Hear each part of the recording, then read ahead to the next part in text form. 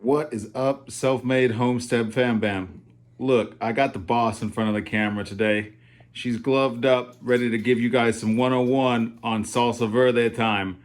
First step, preparation, the tomatillos. Go.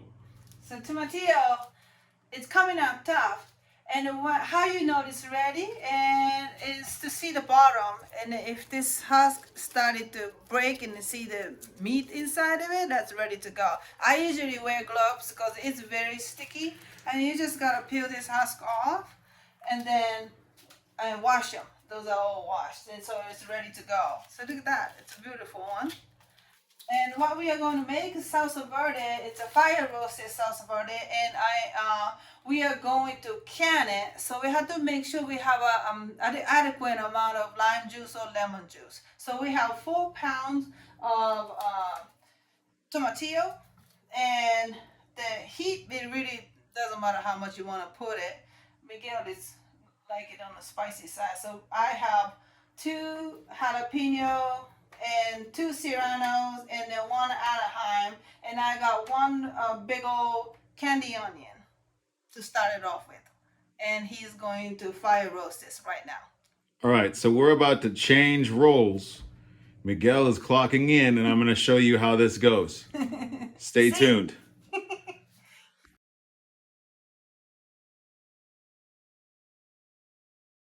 Hola, me llamo Miguel. Today, salsa verde. Now listen, the boss just prepped you on how to safely and comfortably remove the husks of the tomatillos. Please understand, look down here. These are tomatillos. You saw the husk. Do not do this with green tomatoes. One more time. Do not do this with green tomatoes. Let's proceed. So, the key to fire roasted salsa is that blister. Okay? You want to blister your produce. You do not want to fry it, and you do not want to burn the crap out of it. So there's a fine balance. More fire equals more flavor.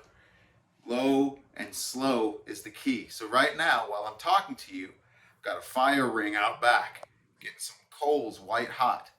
I will not introduce the mesquite, which I'm going to use to flavor this, until the coals are white hot.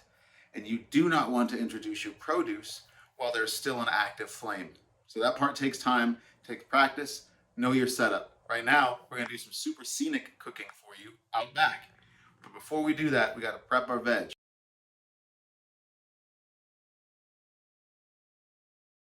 Okay, 3 simple ingredients. 3 simple things to remember all the time. Step 1, prep your veg.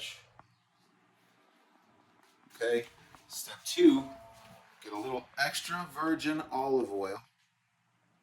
Okay, and you're going to also need sea salt. Okay, so here's what we do. Get you the olive oil, give it a nice little douse on the tray. Okay, you're not going to get everything right now, but you're going to work it here in a second. You'll see what I'm doing. Okay, if you dry rub steak or any other produce, you know what I'm about to do. This is technically not a dry rub because we introduced the oil, but you get the idea. So take a hefty amount of salt, remembering that the layer is built by the fire.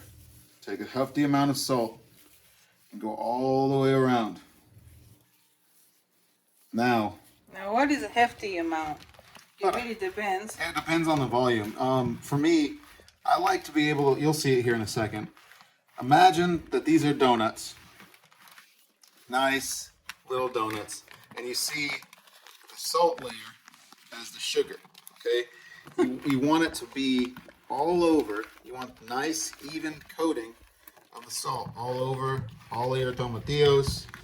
And you want a nice, even coating. You want all of them to glisten, especially the peppers, the cebolla.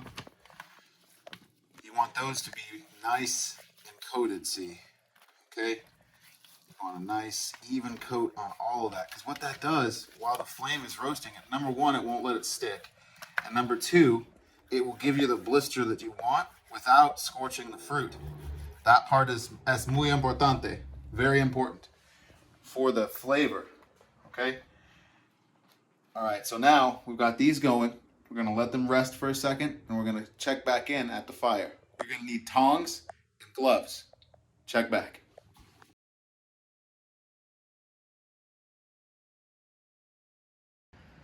All right, so our fire's nice and warm, our cook surface is nice and warm. Now we're moving on to the blister, okay? I like to position my, see that? Tomatillos around the outside. Pro tip, if you put them on the flat side, they won't roll. That's a camping trick. Start by blistering the tops, situating them around the fire. Okay. While you're doing that, get your peppers and cebolla, dead nuts in the center. All right, so I'm sitting upwind of this, and we're doing this campfire style, but look at that blister. This is why you put that olive oil and salt on there, get a nice consistent char. You don't want to go too much harder than that. You'll start tasting that burn, but look, these tomatillos are starting to blister nicely. Just want to work those around the fuego. That means fire if you're not initiated. What was that fire roasted salsa? The name in Spanish? I know that.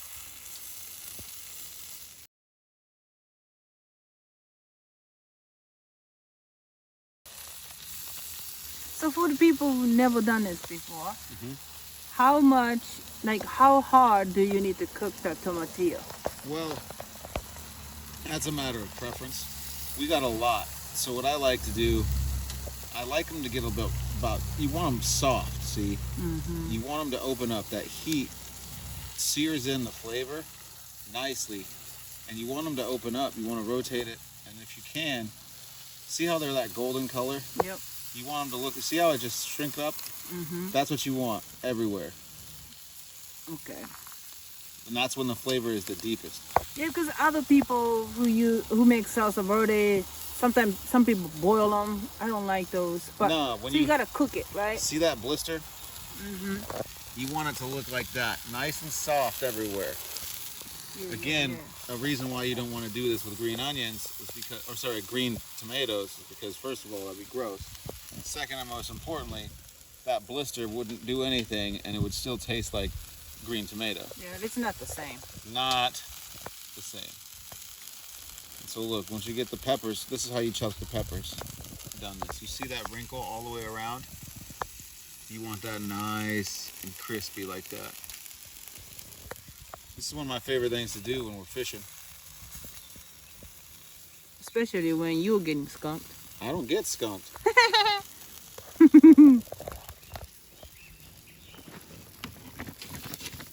So yeah, that's what we're working with. And we'll do this for all the peppers. You want to keep a consistent heat. You want a nice, consistent marble across them if you got to do them in batches like we do. But I prefer doing it in batches because, again, you can get different donenesses, different textures on the tomatillos, on the peppers. If you're doing more than one or a couple, you can get different donenesses, and when you blend it, it'll give you a different texture. But it's looking like it's looking, Yeah. as you would say. Yeah. Check back in a little bit.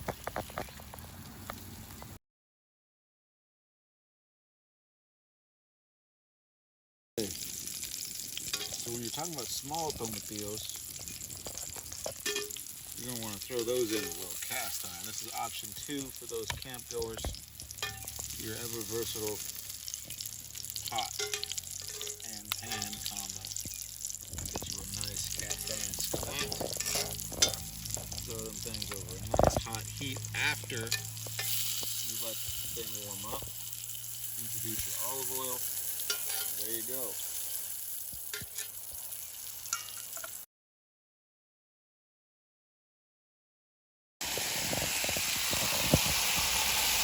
All right, y'all. One of my favorite parts is the incorporation process that happens after you let that first batch of tomatillos rest. Watch. So everything's been sweated off now. We got all our ingredients incorporating right here. We got the peppers, we got the garlic in there, we got the onion, we got the tomatillos. Pull it off, let it sit, and now we get to go make some salsa. See.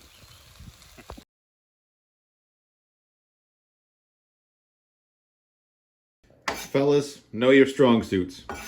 I got the fire stuff going, and after the veggies started to cool, the boss is out here chopping them up. You want to talk about your stats as far as how you're chunking them so it's easier? Yeah, we're gonna use a emulsifier, so I figured I don't like it a salsa like runny like tomato juice. Right. I like chunks, so I'm gonna chunk them up so I don't have to keep wasting your time blending everything to the liquid form, you know. Okay. And check this out, guys. If you sweat those tomatillos properly, you see all that juice? It's going in. There's a process in the culinary world called deglazing, and the guts of these tomatillos are pulling the stuff off of them that allowed the char to happen in the cast iron. So this deglazing process is happening with the flavors of the smoke. That's gonna be real good. Okay, so I got all of those stems off of that peppers. Yeah. And I chuck out the big ones. So now we're ready to go. Yep. And I already Peeled off the that roasted garlic. Yeah, and then I got the cilantro from our garden. I already Fresh, washed, clean, chopped them up, so it's ready to go. Here we go. Garlic in, peppers in, all of it, and then onion. Cebolla, pimientos y ajo también. What is ajo in Spanish? Garlic. Oh. You know what ajo in Japanese? What? Stupid. Oh, stupid garlic. Emulsify!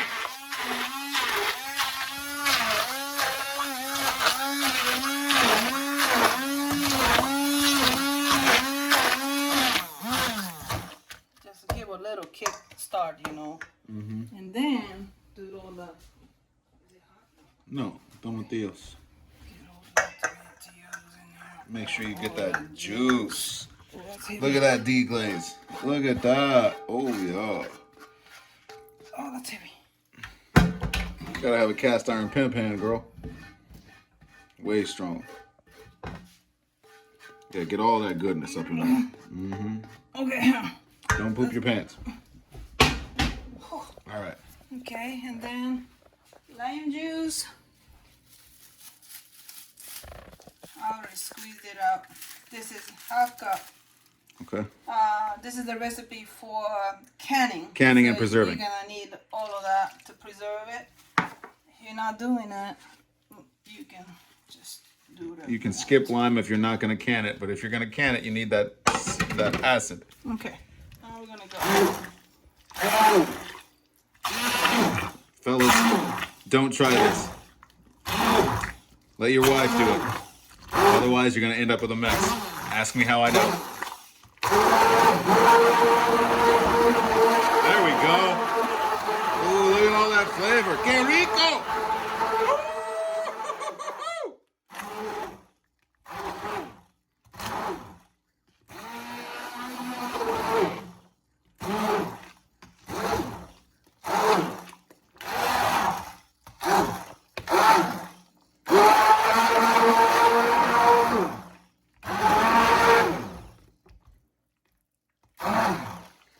You can smell that smoke. Dude. I love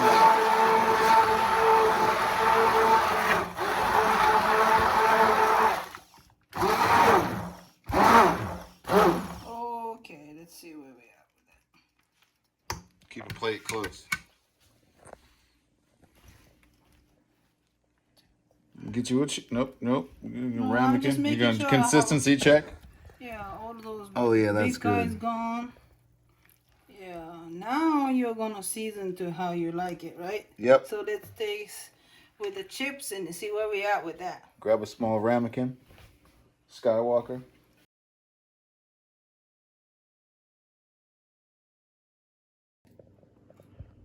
Moment of truth time.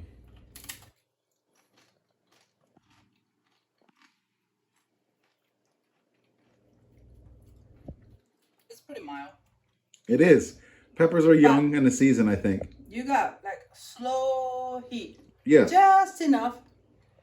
It's not like gonna send you to ER kind of hot. Not yet. That's later in the season. Yeah, later in the season when they got Carolina Reaper going on, Yeah. that's a deadly one. But this one is pretty good for beginner. Yeah.